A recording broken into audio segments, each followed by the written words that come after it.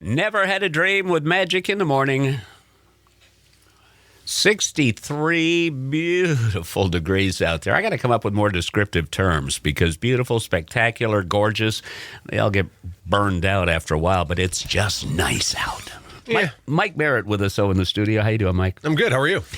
I'm well. Good. Boy, what a wonderful time of year this is. Except for the all the yellow stuff on my car right now. Oh, the pollen? The pollen is nuts. You talk about never have a dream come true. I think I had a dream during that song just because the allergies are kicked in. Have they? Yeah, I think that's kind of why I got a runny nose this morning. Fortunately, I don't have bad allergies. Yeah. Rub it in. Good Policies. It's a segment every Tuesday morning at this time. You've been with us now for a good handful of years, Mike, and we help people clear the myths, the smoke, the the misconceptions of the insurance industry. I got a question for you. Go for it. Okay. It is required by law in almost all 50 states that you have to have some kind of automotive insurance coverage. Correct. Yeah, Okay. and you're right, almost. And there are some variables there. The live free or die state has some ambiguous terms that happen there. But yes, you're right. Yes. All right. Now, to prove that, you have to be able to show a law enforcement officer or an insurance agent. Or a person inspecting your car. That's right. You beat me to it. Wes Ward and I talk about this all the time. You know Wes, he's good friends with you. Oh, yeah. You need to have an insurance card. It needs to be kept up to date, but I'm not sure because I don't really understand why. I'm not sure if our listeners do. Can you tell us why it's important to have this? Sure. So when you have compulsory insurance, meaning your insurance is required, you have to have some sort of proof that you have insurance. So the identification card, the ID card that you carry in your vehicle is there to prove that you have liability insurance. That's really what it's there for. Now, let me ask you this. When you say compulsory, Yeah. I got to go back in my history. I'm not afraid to be the guinea pig. Okay? I am a human being. Uh-huh. Okay, some people need to have an SR22, Yeah. which is self-responsibility insurance. Yep. Operators of school buses and limousines and taxis and along those natures need to have endorsements. Is this where we're headed? Not really. No. Okay. No, I liked where you were going because, you need, obviously, the two things that you should always have on your person anytime you're behind a vehicle is your driver's license, which will have what you just mentioned, and your insurance identification card. Now, people will go, well, I'm going to put my camper back on the road for the season. Can you send me the ID card? No, I can't, because your camper gets tagged by trailered by your vehicle, right? So your truck is towing the camper, or maybe in some cases a car if it's a smaller camper. In those cases, campers are not going to have identification cards. Why? Because they don't have liability, because the liability extends from the tow vehicle, all right? So there's no requirement, nor is there an opportunity to have liability specific to that unit being on the road. Now, if it's a motorhome, different story, you'll have an identification card. But if it's a trailer, you will not. If you have a boat, you will not, because I don't believe boats are compulsory in the state of Vermont. So there's very uncommon that you would have an ID card for a boat. Recreational camper, trailer, utility trailer, if it's being towed by a vehicle.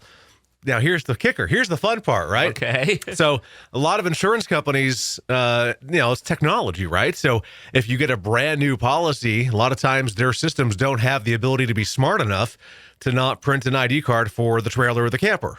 So you're going to go, oh, well, I got one. That's great. So then when you don't get one, you go, well, where is it? Well, that's just because that's an anomaly. That shouldn't happen. There are some companies that do provide them just because their systems aren't smart enough to shut it down.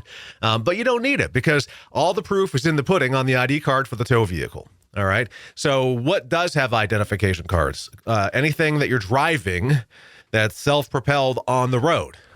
So you're talking cars, trucks, classic cars, antique cars, motorcycles. If it's registered for road use in the state, it's going to be falling under the compulsory law that requires you to have insurance. Then you'll have an ID card.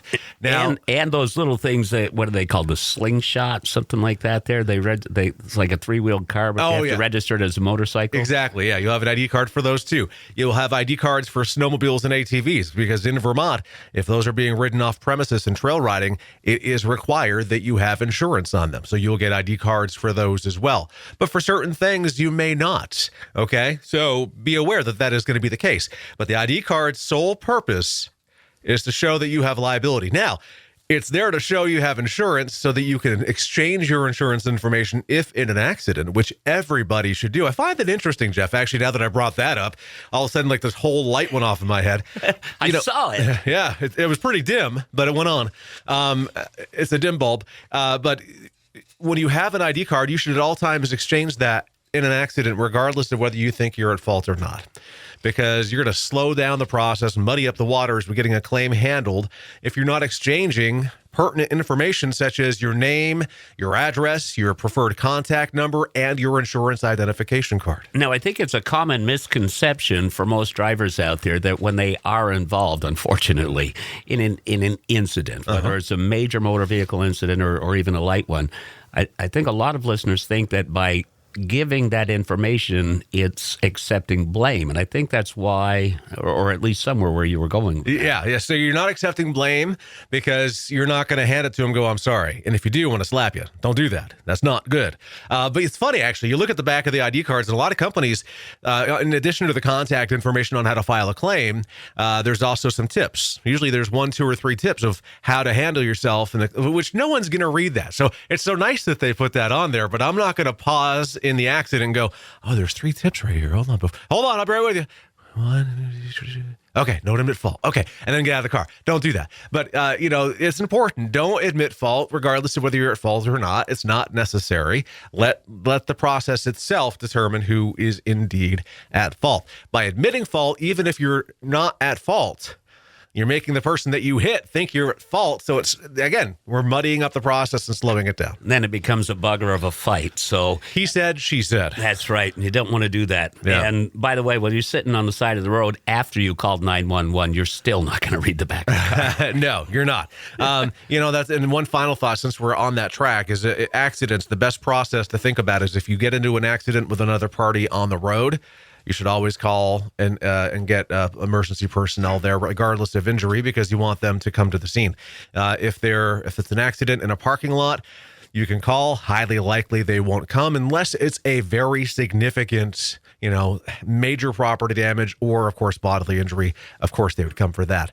But some tips and tricks, and maybe while you have that morning cup of Joe and you look at your ID card and go, oh, there's that information. All the information you need to know should be on that ID card and on the ID card holder if your insurance agency gives you one. And the 2 things that you need to do while you are obviously every morning reading your insurance card. Every morning. Check the active dates. Make sure that they're current, and that'll lead us up to, as we wrap things up, you have to prove insurance to get your motor vehicle inspected, and the procedure has changed this year through DMV. We used to get our motor vehicles inspected every other month, every even-numbered month. Right. This year it has changed to a monthly inspection once a year. So it used to be 2, 4, 6, 8, 10, 12. Now you get 1, 2, 3, 4. You don't get your grace month anymore. Nope. No. So there you go. That's the start of a conversation that you can continue with Mike at 748-5224. You can visit us on Portland Street in St. Johnsbury, online, thebarrettagency.com. Google, YouTube, and Facebook. Just look for Barrett Insurance Agency. Now, we also know, too, I just want to put this out there real quick. A lot of folks have an e-copy on their phone of their insurance That is card. also a part of the process. Yeah, a lot of companies have now enabled apps, and on those apps, you can grab your ID card right on there as well. All right. Barrett Insurance Agency, Portland Street, St. Johnsbury. More music coming your way from Tom